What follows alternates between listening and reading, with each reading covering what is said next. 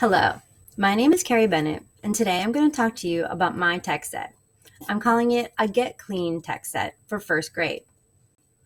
The anchor text is The Pigeon Needs a Bath. It is a picture book that is written and illustrated by Mo Willems.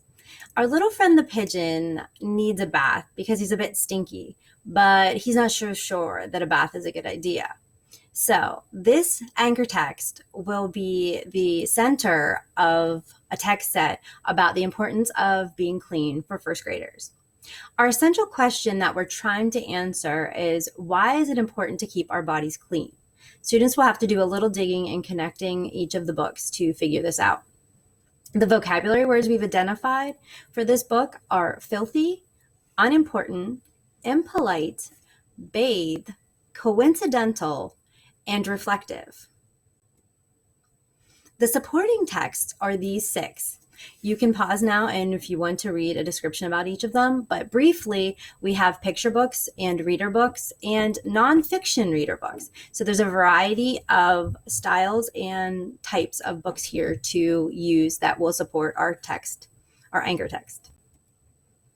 So first, we're going to talk about vocabulary instruction. We're going to use the concept of context clues.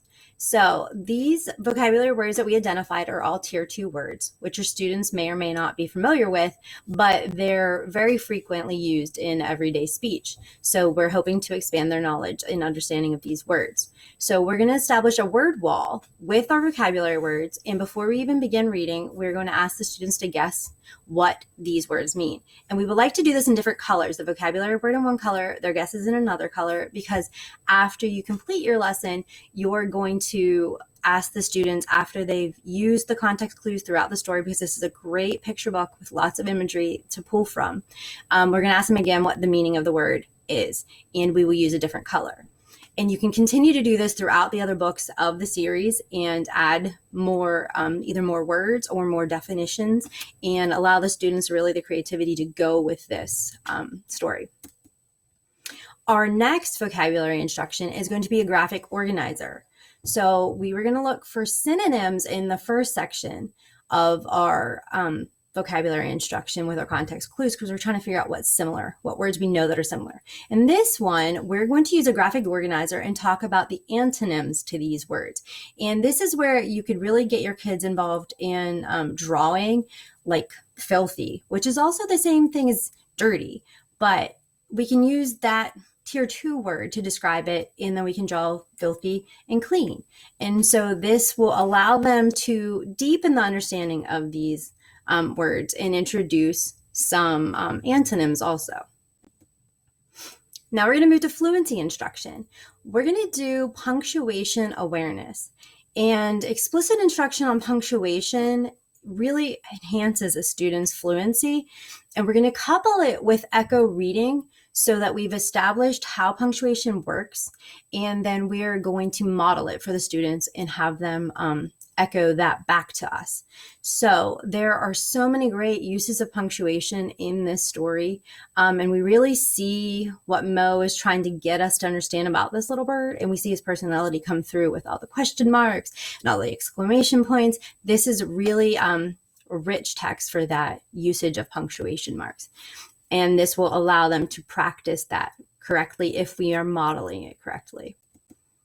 So we're going to use one of our supplementary texts for this fluency instruction, because this is a reader. It's an independent reader, and your students may or may not be at this level.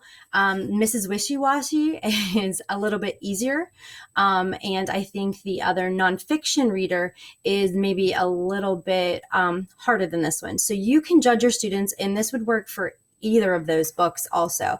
But what you're going to do is, before the book is read as a group, you want the students to record themselves reading it, and then allow them throughout the week to have many other opportunities to practice the reading of the book, and maybe in paired groups so a more fluent reader can help out. And after you've done that several times and you've read it as a read aloud, have the student re-record themselves so they can see how their fluency is improving. And this is really encouraging for students who the first time they've never experienced the book, they've never seen the words, and then by the end they've had so much exposure, repeated exposure is one thing that helps with fluency and vocabulary expansion. So this is a good activity to do that. We go back to our anchor text for our comprehension instruction. And this is a little bit different read aloud. We're going to do a think aloud. So we're going to ask questions before and during and after. And we're going to stimulate children's metacognition, which is their thinking about their thinking. So we're going to ask them to think about how they're thinking about the text. And we want to know that they have an understanding of some of these concepts before they even read the book.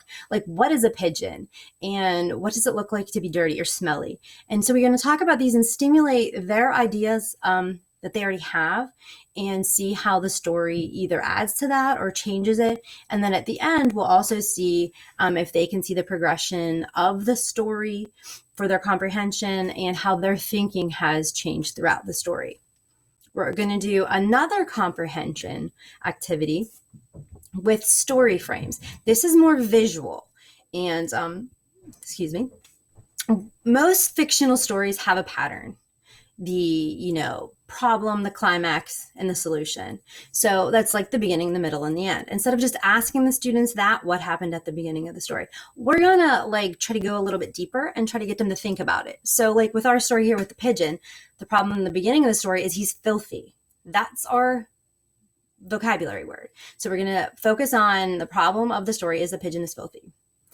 And this is a problem because the pigeon, or another vocabulary word, he thinks taking a bath is unimportant. So that's another vocabulary word. How is this problem solved? Well, he finally gives in and takes a bath, right? He bathes. That's another of our vocabulary words. And in the end, he likes it. So we're getting that beginning, middle, and end, but we're figuring out why. Why was there a problem? The pigeon dirty. He takes a bath. He's happy.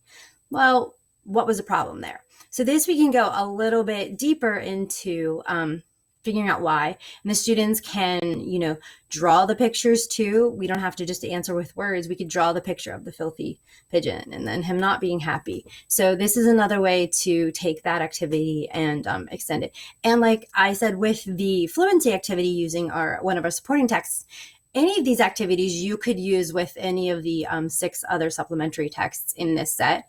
You can just change your questions or change your, your framing and include the different concepts within each book. But they will all relate to this story of keeping our bodies clean and helping the children figure out why. Why is it important? And the nonfiction reader really goes into that very well. But I think they all mesh together and work well.